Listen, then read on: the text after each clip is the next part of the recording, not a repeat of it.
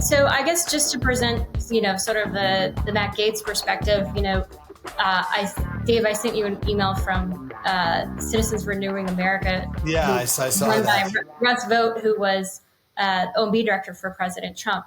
And he sent an email around after this happened, basically saying he agreed with what happened because he said that McCarthy broke his promises. He said that he twice broke the promises that basically on spending. I'm trying to find the exact wording here, but that the agreement that he said that in order to get the speakership, that he would fund the government through individual appropriations bills. Well, listen, I think I understand what the argument is, that he wanted to do each of the 12 individual appropriations. Yeah, how practical is that? Come on. And the problem... But that was the agreement. That was the argument, was that's, okay, he shouldn't have agreed to it upon assuming the speakership. That was condition.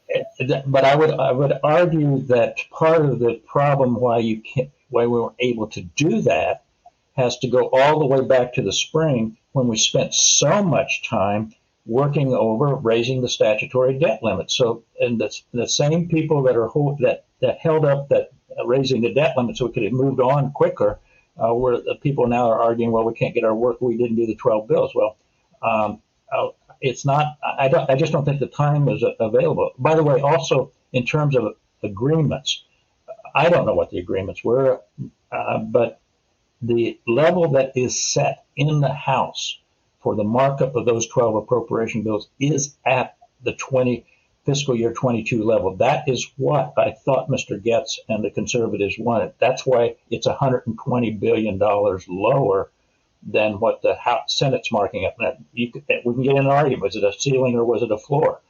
But at least on the issue of spending, and with Medicare, Social Security, all that off the table, no revenues, the only thing left is, as Dave has said, is that 14%. And so we're talking about whether the agreement back in the spring still holds. Was it a ceiling or was it a floor? And I tell you that from what they're marking up, it is at the level that I thought the conservatives wanted, which was fiscal year 22 level, which is the $1.5 trillion.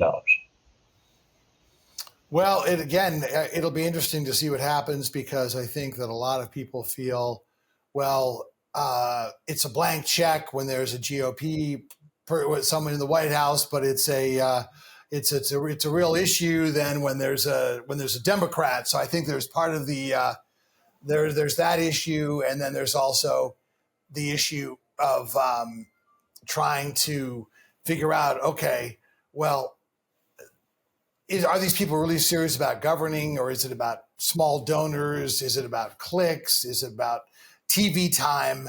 What's the real motive here? And I think that it just reinforces again how dispirited people are with government, because it's never consistent.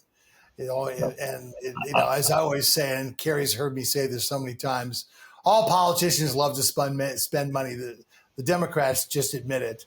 But I'll give you the last word on this one, Kerry. Well, I agree that. Bill, please. I was just going to say, Kerry, I want to come to your defense. I do agree that we need to control the debt and deficits, and I've worked my career on reducing the debt. That portion of the federal budget, though, that is being focused on here is what I refer to as the seed corn of the future. And it is the area that has been reduced the most over the last decade. Unless we're willing to be honest about what really is driving spending in this country, and I realize they're the third rails of politics, then we are not going to solve this problem of our debt and deficits long term.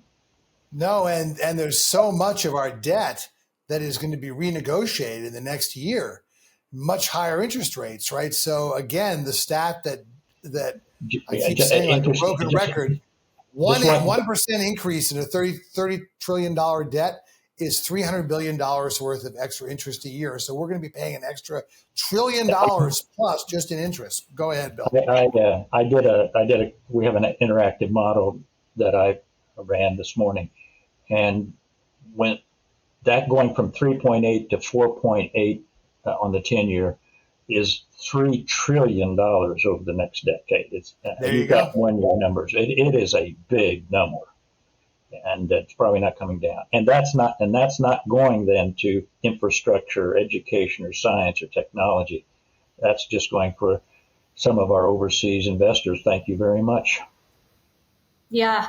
Well, Bill, and I'm just acknowledging your work on the Committee for a Responsible Federal Budget. I think you guys do great work on there also.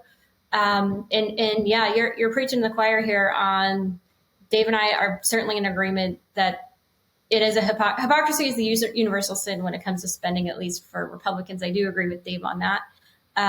But at least the principle should be there. And I agree with you, Bill, that it should not be the third rail.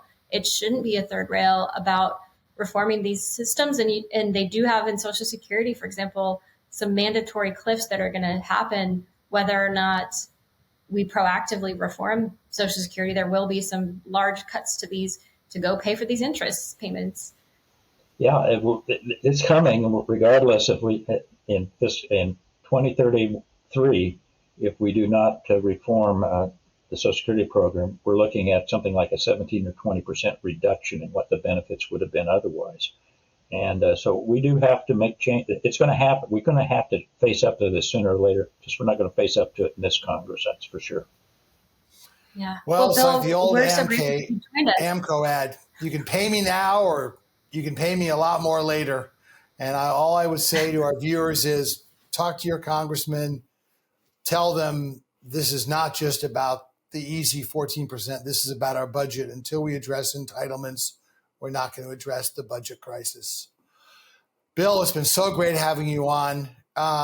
So much appreciate the work that you're doing. I know sometimes it must seem like the Sisyphean task of all eternity, but thank you so much for doing it. And thanks for being on the show. We'll definitely have you back.